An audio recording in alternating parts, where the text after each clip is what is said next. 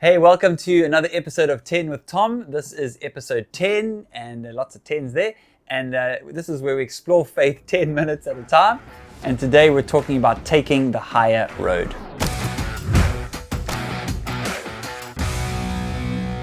So someone sent me this story, this parable that I would love to read to you today. It says this: "Come," said the teacher, "let us go up a mountain." So we did. There was nothing easy about it. I had to rest several times just to catch my breath. Finally, we made it to the top. "Look at that," he said, pointing at the beautiful panorama before us. It was worth the climb. "Do you know what that's called in Hebrew?" "Torture," I responded. "No," said the teacher. "It's called Aliyah. It means going up, the ascent. When you read the scriptures, when Jesus goes to Jerusalem, you'll find the word up used. And it was not only because of the physical terrain, but Jerusalem is the holy city. So to go to Jerusalem is to make Aliyah, the upward journey. A spiritual people must make a spiritual journey. "What's the journey?" I asked. "Your life," said the teacher. "Your entire life is an Aliyah. It's an upward journey. Every day you will be given choices. Every choice will give you the chance to go lower, to stay the same, or to go higher. Choose the higher path, even if it's harder. Take the higher step, and your life will be an Aliyah." I love that idea of an Aliyah, of this upward journey, that our life is an upward journey. And so today I thought I'd give you 5 ways to take the high road. The first is this: look inside before you look outside. There's a famous verse where Jesus says, "How dare you point out the speck in your brother's eye when you have a log in your own eye?" He says, "Fool, first take the log out of your own eye, and then you can help your brother with a speck in his." And that's a challenge. And so next time you're feeling frustrated or annoyed or angry with someone or something, ask yourself, where is this coming from? This emotion, this anger, this frustration. You know, sometimes we all say, they make me so angry, or he makes me so angry, or, if only my spouse didn't do this, or if my boss, he just makes me so mad. But that's not really the truth. I mean, I know I've said that many times, and my kids are even in on that game. I'll say, "Why did you hit your brother?" "Because he made me so angry."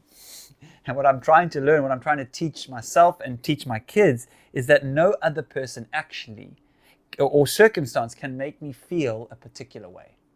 Of course, people, events can kind of prompt painful emotions, but how I react in the situation is always a matter of choice. Eleanor Roosevelt said this. She said, "No one can make you feel inferior without your consent. So don't give them consent." It's so easy to blame other people, to look around and see fault in others. It's so much harder to take personal responsibility, to own our own stuff. It is the harder path. It is the higher road. It is the Aliyah way. The second point in taking the high road is to research before you react. I mean, we've been speaking in this series, Asking for a Friend on Sundays, and the question I asked is, how can we know the truth in a world of alternative facts, in a world filled with fake news, in a post-truth world where some would argue that there is no truth? And I think in that kind of world, it's so easy for us to be swayed, to give into sort of simple ideas or oversimplistic explanations, or to be swayed by conspiracy theories or fear-mongering. We watch a YouTube video and we think, the world's ending or whatever. But the scriptures are clear. In Philippians it says, "And it is my prayer that your love may abound more and more with knowledge and all discernment, so that you may approve what is excellent." The Bible speaks about being discerning. In 1 John 4 verse 1, "Beloved, do not believe every spirit, but test the spirits to see whether they are from God. For many false prophets have gone out into the world." It says test the spirits, test things, be wise, be discerning. Don't just believe everything you read or hear or see on the internet. And I know that takes more time, to do the research. If you see something that kind of maybe fits with the way you think, and you kind of get pushed by that, just pause for a moment and kind of do the research. Find out if there are people who disagree with this point of view. Learn how to argue the upside of the opposite point of view, because it helps us to give a more rounded view, even if we still land on the same outcome.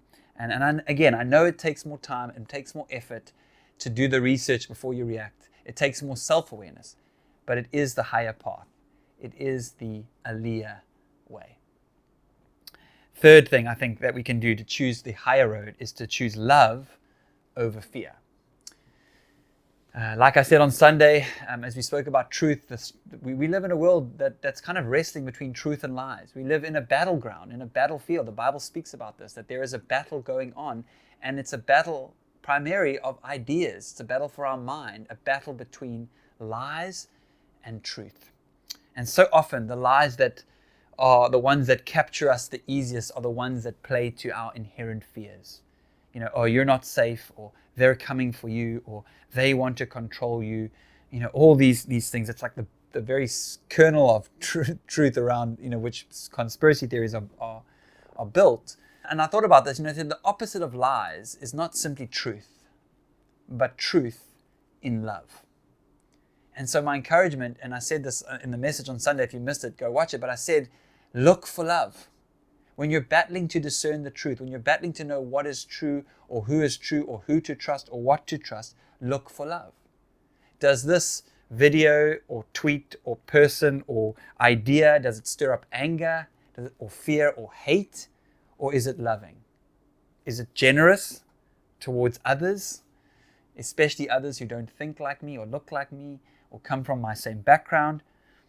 And does it have me turning towards people or turning away from my brother, from my sister? And so is it loving? Again, love is the harder way. It's the harder path. To forgive someone when they've hurt you, to listen when all you want to do is make your point or argue your point, to be kind, especially in the face of unkindness. This is the harder way, the higher road, the Aliyah. Fourth point around choosing the higher road is choose what you want most over what you want now. That for me is like the best definition I've heard. I don't know who said it, but the best definition of discipline is choosing what you want most over what you want now. Because when that alarm goes off in the morning, and you're supposed to go for a run, what you want now is to stay in bed. But what you want most is to be fit or to run that race or whatever that goal is. What you want now is to eat the cookie, but what we want most is to be fit and healthy and lose weight or feel good about ourselves or whatever that is. And so discipline is about choosing what we want most over what we want now. And I don't think that's so much about willpower, because willpower comes and goes.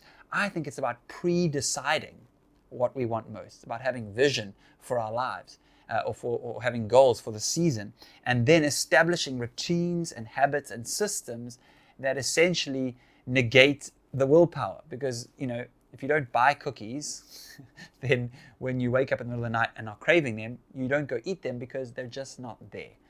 And so it's about establishing systems.